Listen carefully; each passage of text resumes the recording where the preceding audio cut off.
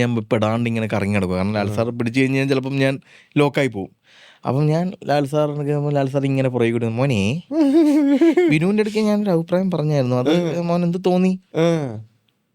Lal sir അത് theatre ക്ലാസ്സിന് വേണ്ടിയിട്ടാണ് നമ്മൾ ആ ഡയലോഗ് ഇടുക. ഒരു കൊമേഴ്ഷ്യൽ സിനിമ മോനെ, നമ്മൾ കൊമേഴ്ഷ്യൽ ആണെന്നുണ്ടെങ്കിൽ നമ്മളൊരു ഭയങ്കര റിയലിസ്റ്റിക് മൂവി അല്ലേ നമ്മൾ എടുക്കണേ.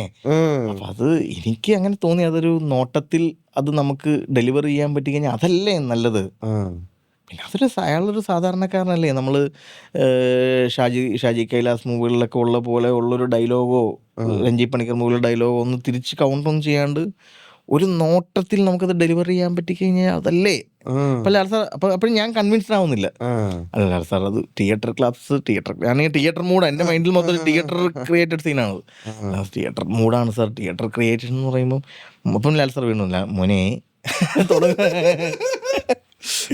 മോനെ അത് നമ്മൾ അപ്പം ആ പോയിന്റിലാണ് ഞാൻ കണ്ടത്. നമ്മളിതിപ്പോൾ ഞാൻ നോക്കി ഞാൻ ഈ എന്താ ആ കഥ ഞാൻ തിരുത്തും ജോർജെ എന്ന് പറഞ്ഞു കഴിഞ്ഞാൽ ഓഡിയൻസൊക്കെ ഈ ഫൈറ്റൊക്കെ എക്സ്പെക്ട് ചെയ്യൂലേ, ഇയാൾ ഇതൊക്കെ ചെയ്യാൻ പോവുകയാണെന്ന് ഒറ്റ ഡയലോഗിൽ നമ്മൾ അങ്ങോട്ട് പിന്നെ ആ സിനിമയ്ക്ക് ഒരു സർപ്രൈസ് ഇല്ലല്ലോ. ഇല്ല, അതെനിക്ക് കൺവിൻസായി.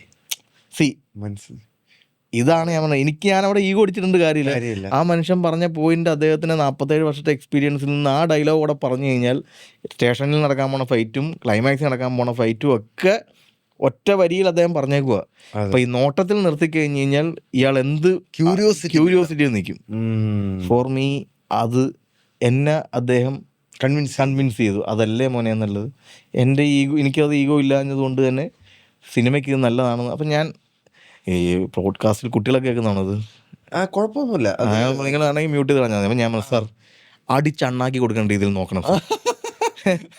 ഇപ്പോഴത്തെ പിള്ളേർക്ക് അപ്പുറോട് അടിച്ചണ്ണാക്കി കൊടുക്കേണ്ടിരുന്നു മോനെ, അതെങ്ങനെ മോനെ നോക്കണേ, അടിച്ചെങ്ങനെ എങ്ങനെ മോനെ അടിച്ചണ്ണാക്കി കൊടുക്കണേ.